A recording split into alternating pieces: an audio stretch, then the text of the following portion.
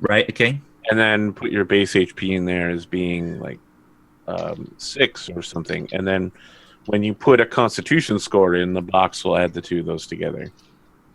Yep. So 6 for a thief. Yeah. Is that what it is? Yes. So that means you should have 19 hit points total. And do I get the +1 from my con on the base hit points, or is that completely separate? That's no, separate. that's just what you add to rolls Correct. involving Constitution. Right. Yep. Okay. Right. Okay. Yeah, it's updated to 19 now, so that's fine. I got that. That makes sense.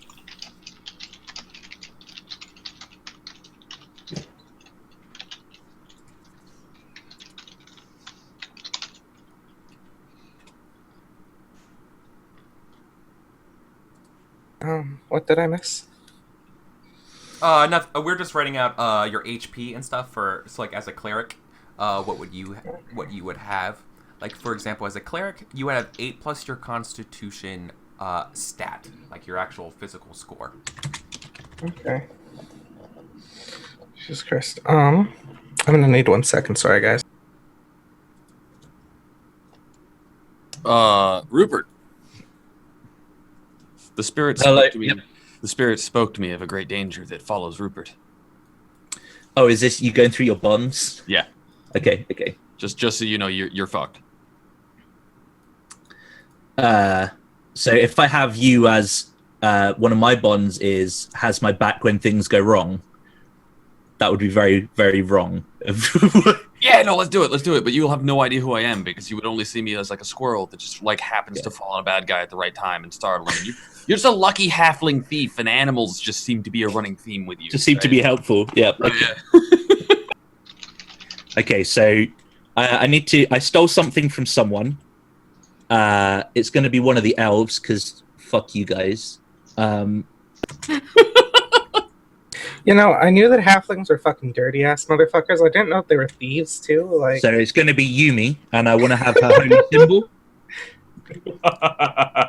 So, you're a cleric, right? I am in fact a cleric of the sun. Right, and your symbol would be what? A nice golden statue of the sun, or something like that. My symbol would probably be, you know, a nice shining necklace on a golden chain with a nice bright golden depiction of the sun. So I stole a shiny golden necklace from Yumi. Okay. Yes, halflings. You can't fucking trust him, man. Hey, you made this decision by opening your mouth.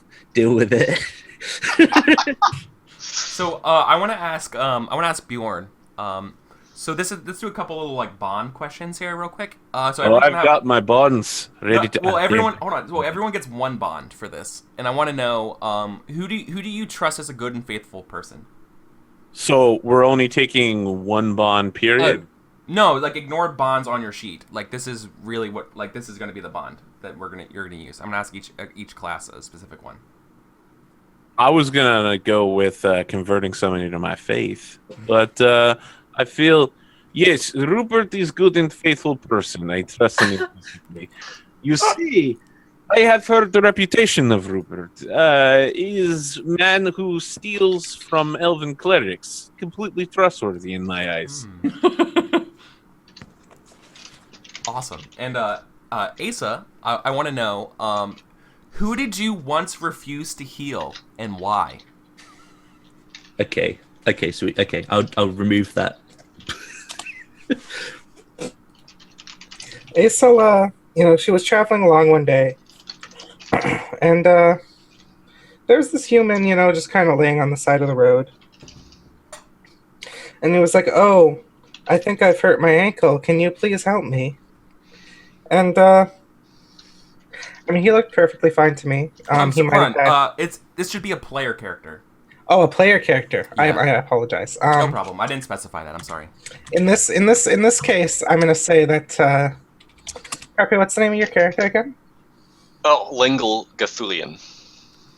I'm gonna say it was probably Lingle Gathulian that I didn't. Okay. I didn't hear one time. He had not been. Why? Yeah. He hadn't been what's the word I'm looking for? Paying tribute. That's the word. Oh, you haven't seen him around temple recently? What's that? You hadn't seen him around the temple recently? Yeah, he hadn't been coming in. He hadn't been like, he could have been turning a little unfaithful. I'm not entirely sure, but Is faithfulness in elven religion measured by amount of gold you give to priest? it's one measure. So okay.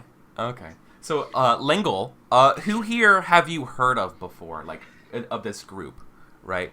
And what did you hear about them, like in terms of like a story or a tale? I heard that Chip was an old elder god. Oh, that Chip is some sort of ancient being. Yeah. Okay. Then I want to know from Chip. Chip, who have you shared in a like a sacred like rite of the land or like a ritual, right? Like who have you shared this sort of like secret with, and why do you trust them? I'm gonna go with Bjorn. You see, the thing about Bjorn is that well, it's a bit of an ass, right? He's an interesting ass, and he likes to hunt. And the hunt is something I understand, and more specifically, he dives into crazy situations looking for fun. He calls it religion, whatever. It's fun. And so maybe one time I sit on his bedroll as a squirrel, and he wake up and he see me. He threatened to kill me. And I offer him food. The squirrel offered him food, and we evoke one of the old spirits. I thought it was pretty unusual, but I did need snacks, so granola was good. And since then, the gods of the frozen north, my gods of the frozen north, not dwarven gods, the first, the spirits of winter from the first and final forest, they know Bjorn. He's fun. Okay. Oh. They've heard of me. I get around. Okay, I dig that. And so there's we're all starting with one bond, right? And the reason why we're doing this is because we're playing with a slight house rule, and I want to describe the house rule real quick. Is whenever you want to aid or interfere with another character, right? Whenever you want to make that, whenever you end up doing that move, you're going to roll plus your bond with that person, like you normally would in the game. However, if you don't have a bond with that person, when whoever you're trying to help or interfere, just roll your normal 2d6. But after whatever like resolves from that, you can go ahead and write a bond about that person. So this way, the next time you aid or interfere them, you get a bonus. Does that make sense? Yep. Yeah. Okay. Yep. Cool. So now I'm going to go over a little bit about how the game will play. Okay. So Dungeon World is a conversation. This game is a conversation between all of us. Occasionally something's going to happen during this conversation that will trigger some of the rules of the game, and oftentimes some dice rolling. Right? I, as a GM, will call out what those triggered moves will be during the fictional conversation that we're having. But as you become more familiar with the rules and stuff as we play, feel free to start calling them out yourselves, right? And I attach as a handout the list of the basic moves that can come up in play. There are things like Defy Danger, Hack and Slash, Spout Lore, Discern Realities, or like Charisma Parlay kind of stuff, okay? That's sort of like the gist of things and how the game will work. Everything that you're going to be doing, so everything kind of happens in this sort of like what I call a poetry layer. Like everyone's just going to be talking and conversing, and my character does this, and after a certain point when there's like a potential threshold of danger or uncertainty, I'll be like, that sounds like a certain kind of roll. How about you make a this corresponding roll to it and see what happens, right? And based on the result of that roll, a roll which will always be 2d6 plus either something or nothing. It's usually like 2d, like for example, Hack and Slash is 2d6 plus strength, right? Your strength modifier. And let's just do like a hack and slash example real quick, right? So like if you want to do a stab, like Bjorn jumps up and smashes the orc with his axe, right? Then give me a roll plus strength, and let's say he rolls a 12 total. That means he can, based on the move for hack and slash, you do your damage and you avoid their attack, or you could do extra damage, but you expose yourself to the enemy's to an enemy's attack. Or if you roll less than that, like if you roll in the 7 to 9 range, you will just automatically, you will do your damage, but the enemy will make an attack against you. So what that would mean, then we described what that looks like. Okay? So that's pretty much the game. So rolling 10 or above with 2d6 plus whatever your stat is good. It typically means you get what you want. Rolling a 7 to 9 means you get what you want, but at a cost. And 6 minus means that as a GM, I get to put you on the spot and do some bad things. Okay? So pretty much every time you're rolling, something happens. I can't wait to have you do bad things to me. Oh, you got it. You got it. Okay. Do bad things So- to you. So All right. So we're going to start out in the fat loot. Okay. before we get started, real quick, I sure. missed how we get our ability scores. Oh, okay. No problem. So our ability scores are found... oh, it's interesting. It's not on that character sheet here, but it's on other character sheets that I'm looking at. So everybody should have the same, roles, per se, right? So everybody... You will be assigning these scores to your stats, okay? So you have a 16, which is a +2, a 15, which is a +1, a 13, which is a +1, a 12, which is a 0, a 9, which is a 0, and an 8, which is a -1. So those pluses and minuses are the modifiers, and then the raw scores are those ones. Okay? Alright. Interesting that the character sheet that was linked here doesn't have them, but the new ones do, I guess. Sorry about that. Okay, I've got this filled in. Mm-hmm.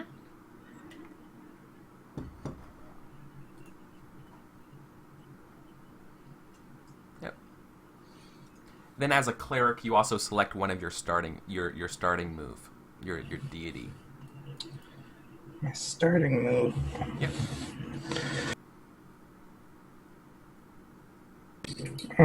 Let's see here.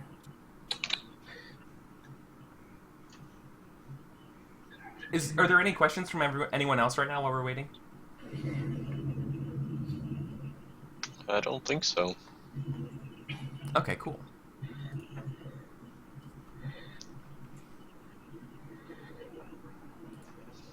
Yeah. Where are the Cheetos? Can I have a Mountain Dew? Yes, you can have a Mountain Dew, just go get it.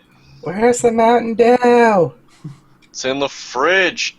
Okay, sorry. As bad as a Monty Python quote at a game table. Did AP just put on his robe and wizard hat? I cast magic missile. Yes. I'm attacking darkness. Oh my god. Really? Go in there? We go in there? Ogres. Go in there? If there's any girls there, I want to do them. There you have it. A frightening look into America's most frightening pastime. But remember, it's not your children's fault they're being sucked into a world of nightmare. It's their gym teachers for making them feel outcast when they couldn't do one single pull-up. Dead Ale Housewives. Live it, love it, breathe it, die by it. Know it word for word. Oh yeah. Okay, I think I've got all my shit. Okay, cool. So we're gonna start in the fat loot. Okay. I think so. The fat loot would be. It's probably like late in the evening, right? So things were kind of rowdy here. I imagine the fat loot to be one of your like quintessential type tavern looking places. A lot of like dark wood, well polished, well worn, scars around. Numerous tables like etched with rumors and like maybe like crudely drawn maps of different things and different from adventures and stories of from people. A giant elk head stands above like the mantle of a fireplace. And a large axe above the door. Yeah. And I think we hear the sounds of a pair of galloping horses approaching the fat loot. Then like you hear the horses do like that, like near, like as they get close, and you hear the sounds of humans panting as a pair of farmers come through the door, and they're like, some dragons are attacking the crops, and he says cultists as he collapses. What do you guys do? Okay, Could I use my arcane art to try and heal him? Yeah, you want to try to heal him? I do want to try and heal him. Okay, so as a bard, do you have a spell that heals, right? I have arcane art, which would heal you can... 1d8 as long as I roll sufficiently. Yes. Okay, so describe for us what you're doing to. What does it look like when you go over there? Like you rush to their aid. And So also, I set down my fiddle because I was obviously on stage telling a story. Oh. Okay. Set down my fiddle, run up to the guy, and lay my hands down wherever the wound is, and then kind of look around and lift my hands up a little bit. And then just, like, pulse a little bit with my finger. Okay.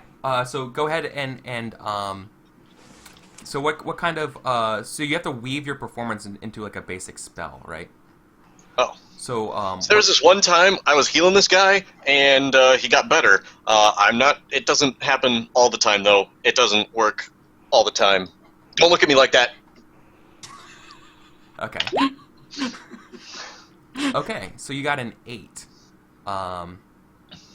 Okay, so your spell it works, but it draws unwanted attention. Uh-oh. Or magic reverberates to other targets. Yeah, so I think it will draw unwanted attention. Yeah.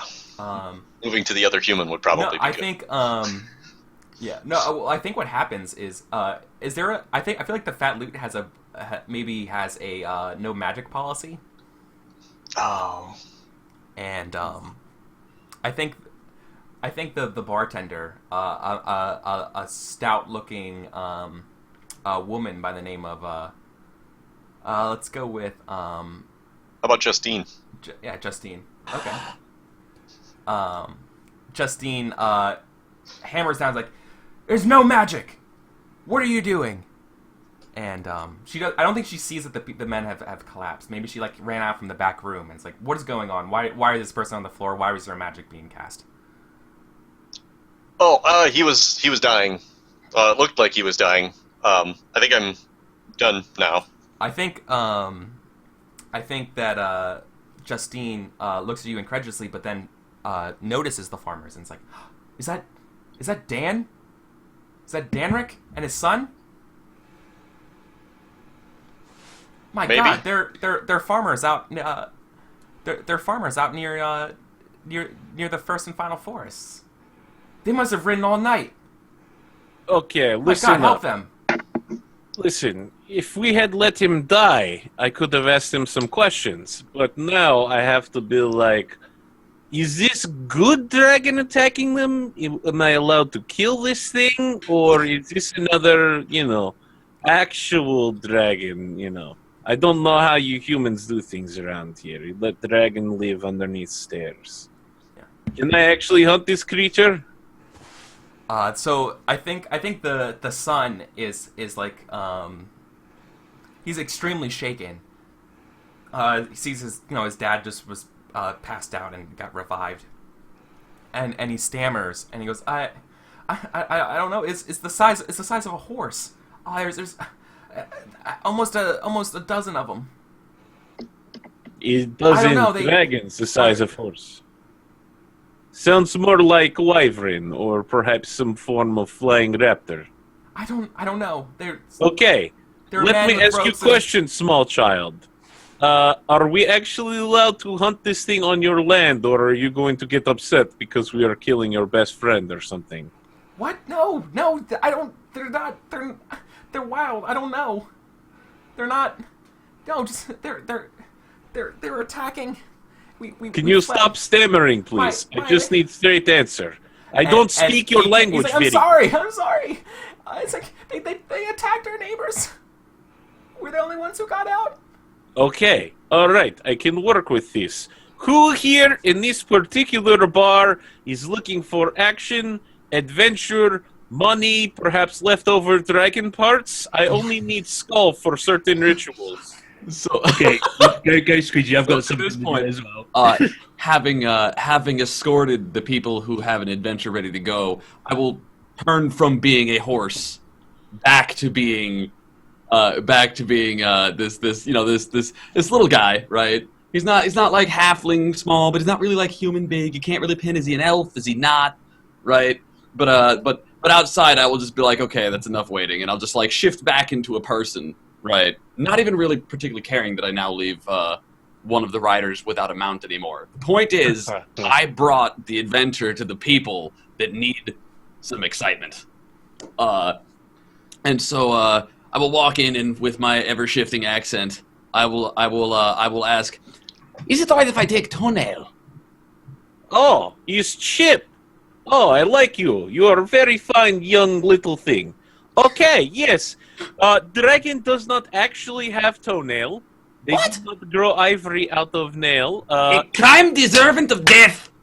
I know. They have razor sharp claws. Claws like banana in size, but like saw blade in sharpness. He's terrifying. Dragon's horrible. Small creature. bananas. Yes, he's terrible. I mean, Obviously, I like turning towards the brass dragon under the stairs. Obviously, all should be killed. You see it's been sleeping, and like it like pops open an eye like a cat would that was asleep, right? And I'm just, gonna like, walk over to it with menacingly a looks mace at in you. my hand and like stroke it behind its ears and like, one day, little dragon, you will burn down and then you will be mine. So whilst this exchange is going on as well, My Rupert's children gonna will feast on your bones. And it goes back to sleep. Rupert's going to be like eyeing this whole exchange, and whilst there's a convenient distraction going on, he's going to grab someone else's drink because he wouldn't want to give someone else his own drink, and he's going to walk over to I can't remember Carpe's character's name, but he's going to walk over there. Lingle. Okay, so he's literally just helping this guy on the floor. He's going to be walking over. He's just been bollocked by Justine.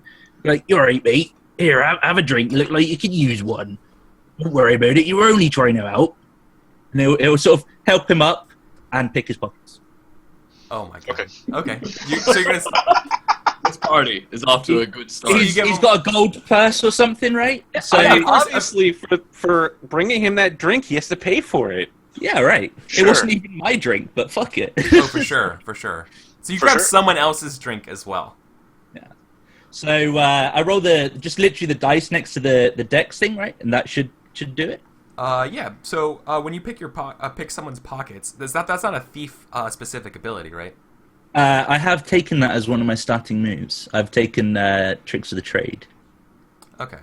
And tricks of the So- trade gives you so when you pick pockets, go ahead and do it. Give me a roll plus Okay, dexterity. I have a bad history of rolling dice on stream. I'm just going to say that now. So fingers crossed. By rolling, he means failing. Oh, Oh, yeah, Definitely no, not that's Willie. pretty good. That's pretty good. Okay, so, so you help up the farmer, nice and easy. no, helping. No, oh, he's the helping son. me. Oh, yeah, oh my Yeah. god. Okay, so you're helping Lingle. yeah. Okay. And looking for his gold purse as well whilst he's doing it. Where do you keep your gold purse on you, Lingle? I keep my copper purse because nobody ever gets a song out of me. I always break into a story. Oh, So I keep my copper purse on my belt like everybody else. okay. So it's on your belt then. Okay. Oh yeah.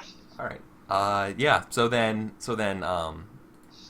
Rupert, you deftly when you hand him over the beer, you basically in one hand like give him the beer and stuff, and while you grab the pouch from the other, and quickly where do you hide it on deposit.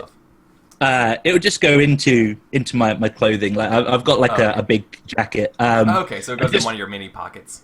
Yeah. So straight away, I'll Yeah. be turning over to Bjorn and be like, "Oi, that sounds good, like fun. I'm in." And that's it. I'm done with him. He's like straight on to the next thing. All right, it's good time. Thanks for the beer. It's like half empty, and it doesn't really look all that great. But like, I think at this point, I think the dad, like, he comes around and he's like, "Oh, it was wyverns looking for some kind of stone." Now, first I hear that there are dragons. Now I hear that there are wyverns. Listen, it's not that hard to accurately describe creature. Hey, why not These both? guys are poor peasant farmers.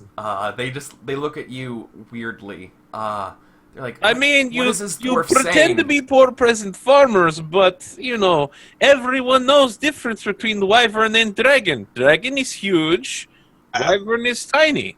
Actually, Bjorn, they might not have heard the story of Talbot and the wyverns. You've heard that story, right? Talbot, the dwarven hero?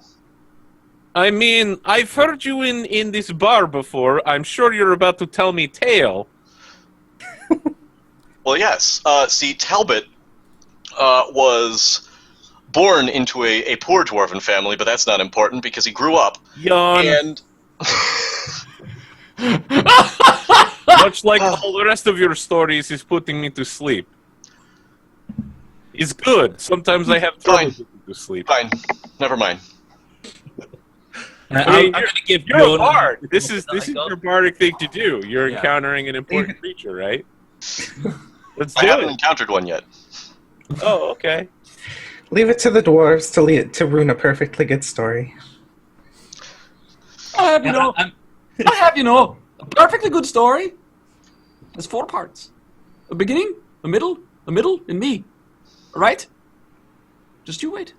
Just you see. Well, Sid. Chip, I haven't heard any stories about you and wyverns.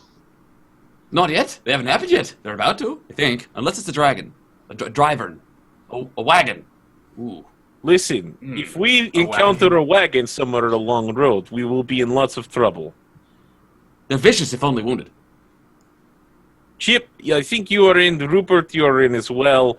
What about you, tiny bard elf? Is it time for mouth to stop ma-ma-maing and maybe put your credits to work? I heard you had trouble playing bar tap last week. Copper pouch getting a little thin, huh? No, it's... And you look around, yeah. No, stay at bar. I'm sure you can cover tab. And what's Rupert doing when this happens? Oh, he is completely oblivious, fully aware, but he is like he's concentrating on the dwarf and the situation, and showing like that he's a caring citizen. You're a professional. Yeah. No, I will... Oh, I crit that roll as well, so I am like suave motherfucker. I will be happy to accompany you, mainly because I am sure that something interesting will happen, right, Chip? Something interesting is already happening. Something interesting will happen. It has happened. It is happened. Something is interesting. Something, somewhere, is very interesting right now, and potentially in our near future. Yes. Good enough Okay, for me. well, I guess that's all the people that we need. We can leave now with absolutely no one else joining us. Four adventurers in extended party size. As they're walking out of the fat loot, I'm just gonna quietly get up and follow them out. Because obviously, like, this band of idiots is not going to take out a dragon or a wyvern or a wagon or whatever. Like, Okay. Only an will elf would need help operate with as my the mage wagon. shield, but let's be perfectly honest, I'm gonna be the only one actually like taking this Doing thing out. anything. Okay. Yeah. Okay. So everyone else is just a bunch of like hot air, and you're the workhorse of the group. How's that work without your holy symbol, though? Because I have that too. It's not necessary. I don't think it's necessary to have it. However, It's that only would be a really necessary good to turn problem. undead. Yeah. That's so good. So So as I long mean, as they're not honestly, you should skeletal use it. wagons, we'll be okay. Only incompetent cleric would lose holy symbol. One who doesn't care about God that much. nice. Okay. So are we riding out? I mean, you say ride like we actually have horses. We could take farm resources, though. They only have one One of horse. them. Well, doesn't One of need them to seems to have vanished. The horse seems to have vanished. Yeah, I guess we're riding out insofar as we're walking, perhaps briskly. Sure. Okay. Would there be like would the inn have a wagon of some kind for like delivery? Oh man, we don't want to fight a wagon. I thought we were gonna Wagon? fight the wagon. Hold on. Break glass in case of adventure. That's a good question. Would this tavern have one? I feel like that would require a roll. I feel like that would for this type of tavern you should be just about lore, right? Because are you claiming that there's a wagon here? Oh, I'm just simply inquiring because that would be convenient. I'm not pulled by rams, Sarah. Start off. There actually might be a cart pulled by rams outside. There might be. If we are at the Fat Loot, then yeah. Yeah, there very well could be. It's a pretty busy night tonight. Go ahead and give me a spout lore, because you're knowledgeable, right? So let's. What would I be rolling for this? So you would be rolling plus int. Okay. Yep. So you get a 7. Okay. So so when you consult your accumulated knowledge about something on a 7 and 9, the GM will tell you something interesting. It's on you to make it useful. So what I would tell you is that what's interesting is that it is a wagon. However, it's full of cargo that says fragile. Ooh. We don't need this. That sounds great. That does. I mean, we have wagon, but nothing to pull it. Obviously, Yeah, there's no horses. There's just a wagon with We've got 2 horses outside, so There's one. There's one horse. One. oh, okay. Would one be sufficient for a wagon of this size? No. especially not to carry 4 travelers. Would 2 be enough? Possibly, yes. Right. Hey, Bjorn. John. Chip? Can I borrow money to buy horse? I know man live nearby. Has horse. Need money. I don't have any coin on me right now. I would, but Rupert, I know man have horse. Need money. Right. Borrow money, go buy horse, pull wagon. I can come with you. I might be able to wag a little better deal out of it. I feel like Chip might be trying to extort us. Hey, Elf, have money? No man, need horse have money. I'll you know, I apparently did less well on my last story than I had. As my purse is empty. So, as Chip begins addressing Asa, I'm just going to be like, who are you? I'm gonna ignore the smelly dwarf because he kind of stinks. So when you ignore him though, okay. So do you even look at him when he asks this question? Like, what do you do when you ignore somebody? What does an elf do when they? Okay. So he's here. Here, ask me. Who are you? So I'm looking. I'm like, and I'm gonna go back to the Chip here. I'm just gonna toss him 2 gold pieces real quick. All right, I'll be right back. All right. If I'm not back soon, I will send horse back. Right, and you just... We're not going to leave without you, Chip. We'll wait for you to come back with horse. He says, I'll catch you. I'm super suspicious about Chip right now. I mean, I know he turns into squirrels and shit, so I know he's about to try to scam this cleric. I'll go with him. No, actually, you know what? It's fine. I'm gonna give Chip the nod. I'm gonna be like, you know what? Chip, you can catch up with us later. I know you have weight. I'll catch you. Don't, you're not fighting no wagons without me. All right, I'll be right back. And I'll run off to the nearest copse of trees or whatever. Okay, yeah, and Superman into a horse. And I will Superman into a horse and wait 5 minutes and then come galloping back. Okay. So you come galloping back. is there anything like special about this horse that you come back in? Does it have like when you morph into an animal? Is there like a symbol or something that? Oh yeah. Okay, so Chip exclusively takes the form of white creatures, even if they wouldn't normally be white. Okay, so it's always like jet white. So like a Shadowfax looking. Yeah. So he'd be like, this is a nice horse, right? Yeah. Like this is a hell of a horse right here. Okay. Okay. Yeah. All right. Cool. So this white stallion shows up, guys. What do you do? Suspiciously, Hey, that looks like the farmer's horse. I know, right? It kind of does. So, I feel like while Chip is like transforming, and I think he has to roll for that, right? Yeah, it depends. That determines how much hold I get. Yes. Yeah, I'm gonna be like, okay, Rupert, and then I give him like the wink nod. We need to unload this emergency wagon of its supplies. Let's make sure nothing, falls off back of wagon. Wink, wink, nod, nod. I'm already on that. I'm already on that. Oh. Oh god. So I get 1 hold plus whatever you say. Oh man. So I'm pretty sure when you shapeshift into the horse, boy, you might be able to get stuck in that horse. Oh man. Yeah. Right. I do this. So yeah, I don't think you're able to shift back at the moment. So we would have to spend the hold. So you'd have to do something in order to shift back. Yeah, you spend all of your hold to shift back, but it could be like I can't spend. You can't anamorph manually back. Yeah, exactly. Yeah, it's gonna happen like by accident when I get knocked out or whatever. Okay.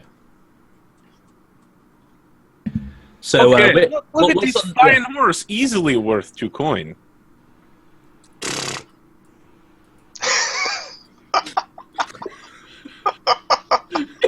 All right, well, I guess it's you and me. I think your name is Lengelbart. Rupert, you're with me. We're just going to get on this wagon here and ride off. Whilst on the back of the wagon, I'll just be having a little look through the supplies that are labeled fragile. Yeah, I'm gonna look. I would like to look through those as well. I feel like we've been like unloading it, and maybe we'd have made some space. As I'm climbing into the wagon next to the door, I'm just gonna kind of cover my nose with my hand here. Of course, as you do. Bjorn, what do you say about this? About Asa just been throwing shade your way all night? I'm literally just like, excuse me, this is party only for adventurers. No one invites you here, and I don't know that anyone knows or can confirm who you are. You could be dragon cultists for all we know. So please get out of cart before I boot you in face. She's actually an elf, so not a dragon cultist. You think that elves can't be dragon cultists? No, I think elves are too smart to be dragon cultists. I don't know. I think we might be able to, if she wants to come along, we may be able to get her to pay our way and have a share of the loot in the end. I mean, what technical skill do you bring here? Well, so you. She's obviously a cleric of the sun. I mean, you say that, but where is holy symbol?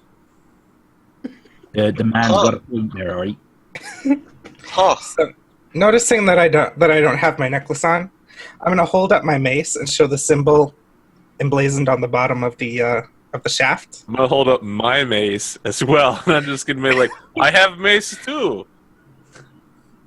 Oh, it seems we got a mace off right here. I'm just gonna look at the smelly dwarf. Can you guys still hear me okay when I'm doing this? Oh yes. Okay. So I'm just gonna look at the smelly dwarf. And I'd be like, I'm not having a mace measuring competition with you. I'm just showing you I have a holy symbol on the bottom of my mace. Okay. All right. The horse. I mean, sorry, horse seems very distracted to get off. I'll tell you what, elf, you pull your own small, very tiny amount of weight, and you can stay on. If not, well, maybe you don't come back. It's been a while since I sacrificed elf to Kazan, or a cleric. Oh. Both at once would be delicious. I'm sure he eats soul very good, yes. Okay, Rupert, you find anything we can use in those crates over there? Okay. Yeah. So I want you to. So you're gonna look over the crates. Yeah. Okay. Are you? So all the crates are like hammered shut and sealed very, very well. Okay. You can hear the rattling of glass when you're moving them, but without opening them, you won't be able. So can I use the? It's not picking a lock per se, but it's. Would it fall under the tricks of the trade thing, or is there something completely separate? No, I think so. I think so. You're going to try to like basically open one and then put it back the way you found it. Yeah, I mean, I don't want to be like, ching, ching, ching, ching, ching, ching, ching. There's like glass in there. That does no. Like, I will have like a look inside and see what we're dealing with. Okay, sure. So yeah, let's see how we do. Okay, yeah, let's. Okay. Oh, perfect. Pretty good. Oh yeah. Okay, so you're able to kind of like you find one of the cases that maybe like the nails and stuff are like not shut all the way, and you're like, like you glance down into it, and you see it's a crate full of vials of some sort of clear liquid. Okay, I'll pass one of these to Bjorn. What do you make of that there? It looks like a vial of clear liquid. As the Undermountain folk, I happen to know that, well, it may look like water, it could in fact be acid. Or some other form of horrible, terrible chemistry. But it's probably water. I'll tell you what, Asa, I will hand you this vial. Why don't you drink it and tell us what it is? Can I spout lore? Yes, you can. Fantastic. I feel like you're spouting lore in the bullet time of me handing the vial over. Yeah, Right. This is because I'm like not paying attention to that. I've been looking in the thing that Rupert has opened, and I'm like picking it up and kind of looking at it. So You're sciencing it? yeah. So what this is a I think so this is a very, very, very potent alcohol. You know that normally this is carried. I want to say it's an orcish brand of some kind. It's not normally carried in these vials. Like someone's been like manufacturing it. But That's interesting. Yeah. Well, what's interesting about it is that that it's highly explosive. Explosive, like you could throw it and it would go boom, or explosive, like if you lit it on fire, it would go on boom. fire. Yeah. Okay. It's like very, very high proof. Yeah. Do you like drinking, Asa? After he says that, I'm gonna uncork this. How big is this vial? Is it like a shot glass or? Oh yeah, it's very much like a shot glass. All right, so I'm just gonna uncork this vial and pop. Okay, so you're just gonna drink it? Yeah. Oh boy! So when you uncork the bottle, you just get an immediate whiff of like super strong like rubbing alcohol. It burns and singes your nostril. And all right, so down the hatch, I think so. You get this sense of like immediate sense of burning. Your body wants to reject this. What do you do? Have I swallowed it already? Yeah, no, you swallow. It's in your mouth. Yeah, it's in your mouth. Fuck it, I'll swallow it. Okay, so give me a defy danger roll, but roll with your constitution because you're enduring this pain, right? You're So I'm enduring making this shot, a constitution check? Basically, yes. Oh! You drink it. Oh. You immediately have to vomit. You have to hurl. It is your body. Your body's like nope to this. This is just the and you start like coughing violently. I have a question. Sure. Can I vomit in the direction of the dwarf? Absolutely. I don't. I'm gonna vomit on the dwarf. So as a dwarf, you have the telltale signs of alcohol rejection. Oh, definitely. You I have can near tell when weak elven constitution is unable to drink beer. This is not a beer. This is. You say it's not beer, but in Undermountain we consider Orcish finest alcohol beer. You should try tasting our full grain. It's good. So, Quadruple distill it until it is pure alcohol. So would you say? Yeah, I think you're acting fast and getting out of the way. So give me a defy dex. Oh, I will. It will go poorly though. My stumbling dwarven leg. Oh my god. Yeah. So there's no room to maneuver on this wagon. I feel like maybe I trip over a box and I get face full of spraying other alcohol. Yeah. It is gross. What a way to start an adventure. I'm going to go over to Ace's robes and just wipe my face on them. I know why he trips. Because Why? Chip has had enough of this waiting thing and just starts pulling the wagon. Oh yeah, you jerked the wagon. Yeah, the wagon just goes at just at the wrong time. Almost as if that would be the most entertaining way for things to go, you know? Yes. Like, almost. Almost as if Chip I is love trying to it. put on a show or some shit. So yeah, so I think no. His head. Yeah, no, I love that. I love it. So you're taking off with the wagon immediately, with our good friends Bjorn and Asa in it, and so that leaves Lengel and Rupert like trying to scramble to get back on from the boxes. I hold out hand for Rupert.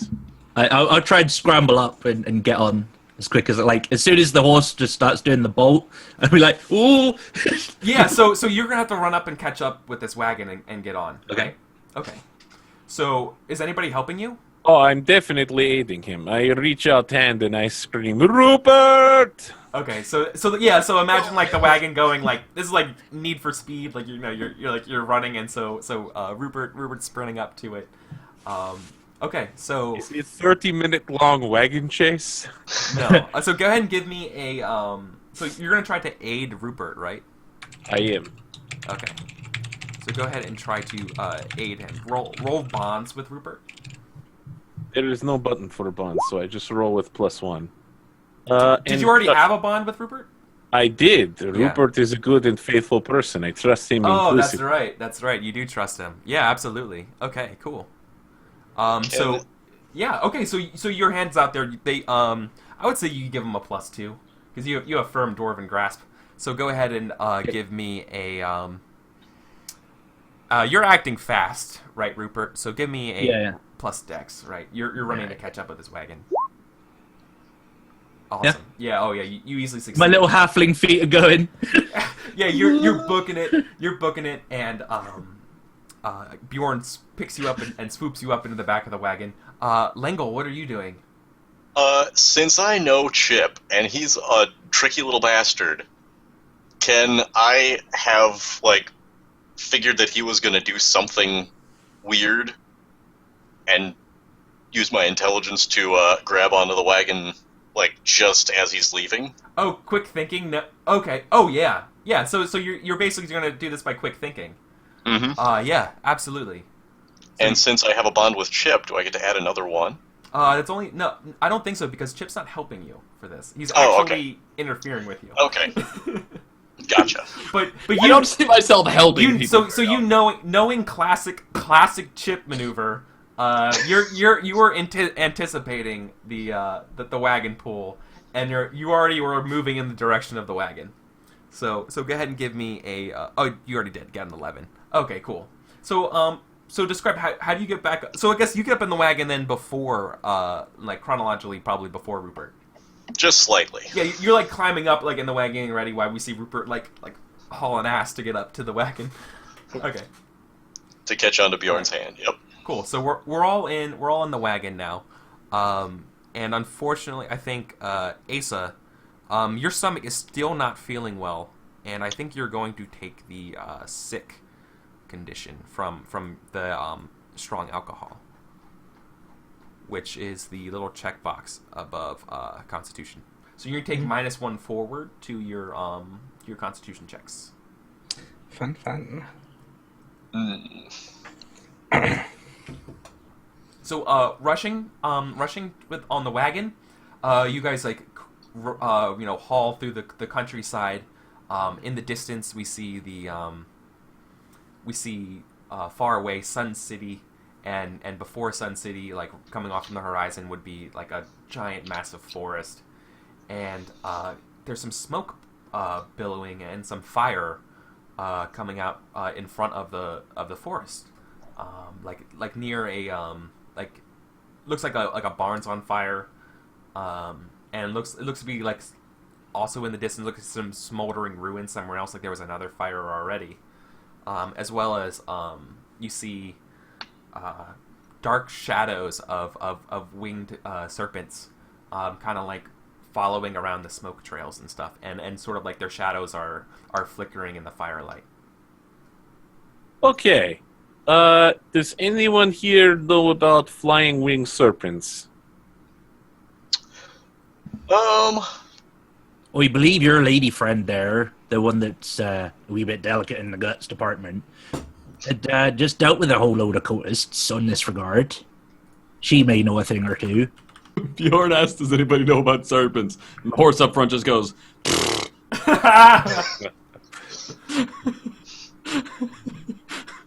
Oh, that's weird. That horse keeps, like, responding to our talk. Yeah, it's very strange. It's very strange. And I'm, like, snapping in his face. Pay attention. You are a bard. You have any lore about serpents that help us fight them, maybe? Oh, yes. Definitely. Awesome. Cool. So you're going to be using some of your knowledge stuff to help aid us in how we're supposed to fight this. Yep. Excellent.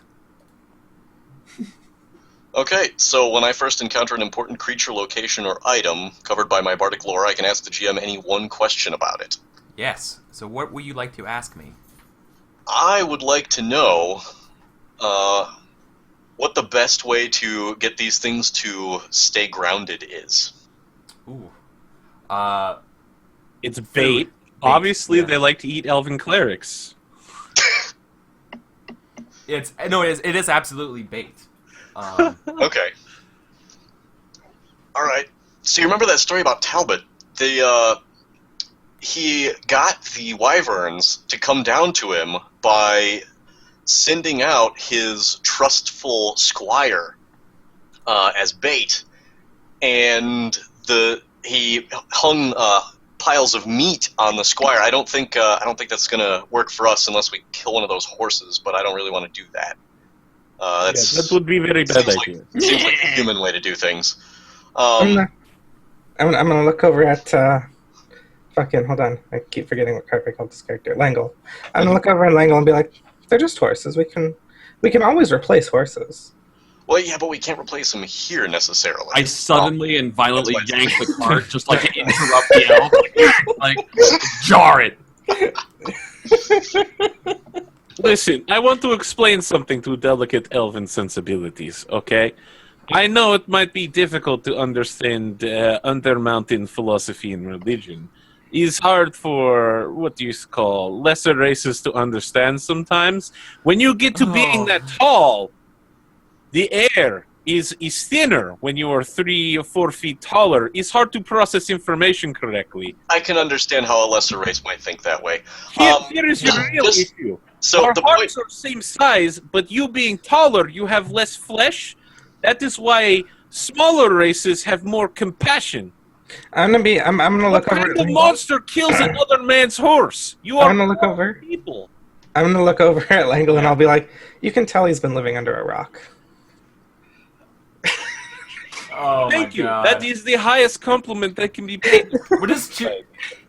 What do you do, Chip, when you hear these horrible, insulting puns? Just this game in the back. What do you do? Welcome to the Nerd Herd, Eric. This is how we roll. No, I know. I'm like in character. Like, I feel like Chip would appreciate something like that. Oh no, totally. Like Yeah. what? Like there's a reason why he keeps like yanking the card and like instigating the infighting and like I have no idea what I'm doing. He totally knows what he's doing. Right? Okay, perfect. Rip is totally sort of nodding along with everything Bjorn's saying. Like, because clearly the shorter people have the smarts. They have more compassion in the heart because there is more heart to flesh ratio. Oh, Okay. All right. You finish telling the story about Talbot then. Oh, you were saying we leave someone covered in beef outside. Listen, this is farm. I'm sure they have farm animal. All we need to do is kill one of them and then find. In order to be seen, we probably need someone really tall to be bait. So I volunteer an elf. The horse. The horse is not as tall as you are, but also horse is a valued member of this cart. Elf is not. I don't think he's saying anything wrong right there. There's two of you, so it don't matter, does it? Fair enough. I'm gonna look over at Alright, listen, all you need to do... Listen, you are one telling tale, right? Okay. I think maybe, Lengel, you wear the beef necklace. We send you out covered in blood and, intestines. It tries to attack you. We step in, save your life, and then you can tell a really cool story about how, A, we are awesome heroes, and B, you put butt online. I think, I can't say because I am not storyteller like you, but I think the ladies like it when you tell story about yourself that's true and makes you look like sexual beast. First of all, no. I'm just saying, I don't know how the elven women like it, but I think you can really sell this one if we use you as bait. No, people don't ask So for he's putting stories your about me. own pride he's leveraging your own sense of pride. The He lady there. does not have any pride. The lady got a wee bit of a delicate stomach and all. Yeah, there's no way she's going to cover herself in beef. I'm gonna look over at Bjorn and say, "You're a fair bit beefier than anyone else in this card. I think I you am might too be." short. The wyverns will not see me. Is another wyverns benefit of being a smaller person. Wyverns You know have what? quite good eyes, actually. They would pick up on your scent, especially. Yeah, and also, if you stood up on the cart, you'd actually be taller, and that would give us something to hide under. If you stood up on cart, you'd be even taller. You could actually probably stand up on one of the horses. Asa, I'm getting quite tired of your insinuation that I am smelly. You know that to every other race, all other races do not smell like their race. In polite and civilized society like Undermountain, we do not mention that elves smell like someone put stick up butt and then put stick out and wiped it under our noses. God, this race is shade throwing. It's not racist because I am just. It's not racist mentioning because it it's in true. that Is that what you're gonna say? It is not racist. It's truth. In civilized lands, we do not say stupid, dumb stuff about other races' smell. People put up with it. Get hard. I think that's something that she cannot do. Get hard. Fortify yourself. Oh, that she can do. So, All right, listen. If you are too cowardly to do this, I will go out there, slaughter a few cows in the name of Kazan, and wear their intestines to draw in wyverns.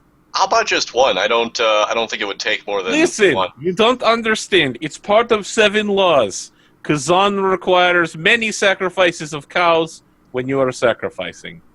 You can't just stop at one. Once you pop the cow, you just can't stop the cow. so Actually, popping the cow does stop the cow. It stops the cow pretty permanently. so it's almost. I don't know why you just can't accept that the sun is the only true God. I don't know why you think you have a choice in this. It's his mission. I mean, it's mission for all of us. Obviously, I want a giant amount of glory, gold, dragon heart. Dragon heads, very important. While they're having this whole huge bickering argument, right? Yeah. I will have slipped the wagon bit and all this stuff, right? Yeah. And I'm just gonna be walking over towards one of the cows. I'm just gonna be I'm just gonna fucking drop kick the cow in the head. So here's the thing. So after the wyverns attacked and stuff, the animals and stuff have all kind of fled and scattered around. Oh, okay. No, I like the idea that there's 1 or 2 cows walking up the road just because. So Yeah, okay. Yeah. So So the horse, like in a completely horses do not do this kind of way, right? Sure. Like I'm just gonna jump up and drop kick a fucking cow right in the head. Okay. That's a So horse. you're not That's wearing brutal. the barding or whatever for the The harness. Like if at all possible, I'm a shake it off before I leave. yeah. Gonna Okay. Taylor Swift it.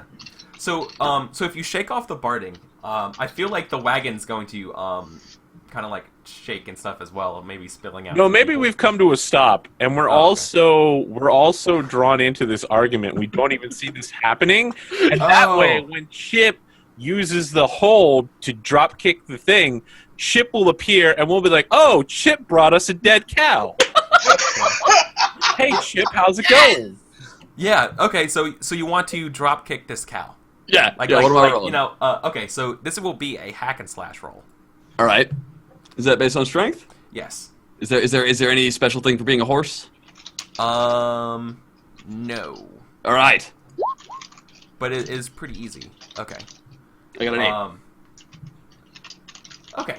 So then, the cow. Okay. So when you attack a horse, actually, I don't even know why I even asked you to roll for this because there's no real like. The cow isn't gonna attack him back. Yeah. Exactly. There's no real Spend threat to his this. hold, right? Yeah. Yeah. So no, this would be spending your hold though. I think Okay. the cost of doing this though means you resort back to being a. That's exactly what it means. Yep. Okay. Yeah. So okay.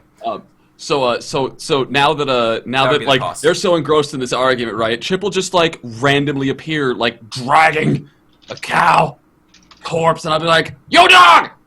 I got beef! Oh, look, Chip! Whoa! That thing is many times larger than you. Oh, that kind. What? Yeah. You can't move the cow. Like right. Right. Like, I'm trying. Yeah, it's so hard, but it is not budging at all. The cow is just Right. like knocked out. I'm gonna hop out of the wagon and begin the ritual sacrifice of the cow to Kazan. Okay. What is that? To the sun, yes. To the sun. Well, that's what you said. Ritual sacrifice to the sun. So you get yourself ready for the wyverns, basically. Yeah, I'm I gonna mean, pluck a couple of first I vines. want to make sure the cow's soul goes directly to Kazan so that To the sun. when I die, the cow will serve me in the afterlife. In the meantime, I'm also going to be, as I'm cutting it open and ripping its guts out, I'm just draping the guts on me, so that the wyverns are like, tasty and delicious. Yeah, the entrails. Yeah. Okay. Basically dwarf bacon. Yeah, I got it. Yeah. So Dwarf bacon. More like sushi. more like raw sushi. But okay. Raw sushi, dwarf bacon. Sure. Same So difference.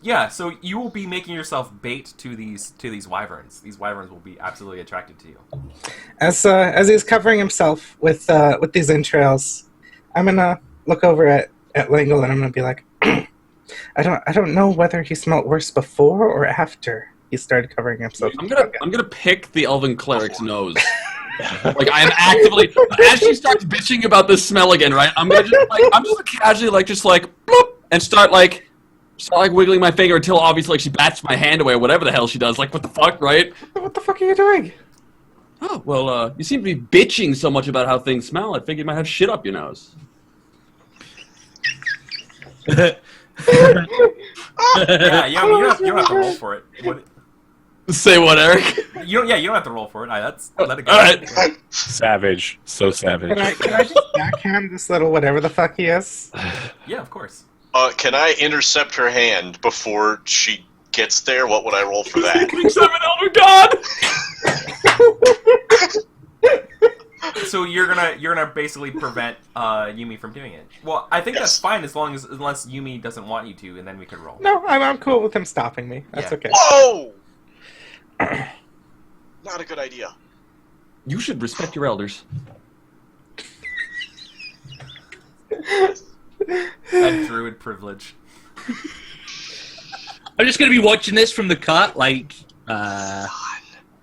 okay. I'm just gonna shake my head and walk.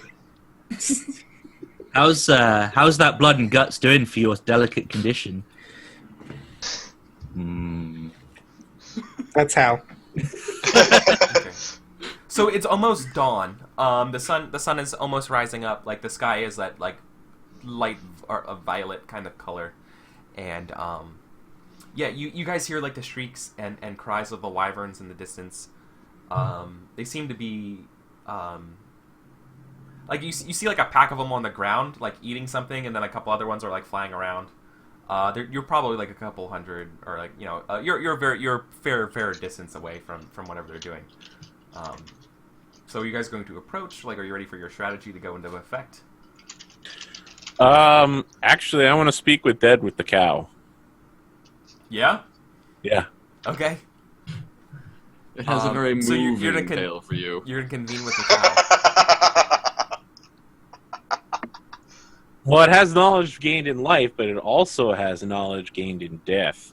And I feel like, having watched these wyverns for a while, and maybe having been dead for a short time, it might be able to help me It out. did see the wyverns, that's right. Yeah. So you're gonna ask a cow. Do you speak cow? Yeah. You don't have to speak cow. It's just you converse with. He's just speaking with Dead. Don't have a cow. Wow. Good jump there. Good jump. Well, it's an animal. I'm not really sure you can converse with an animal. Very well.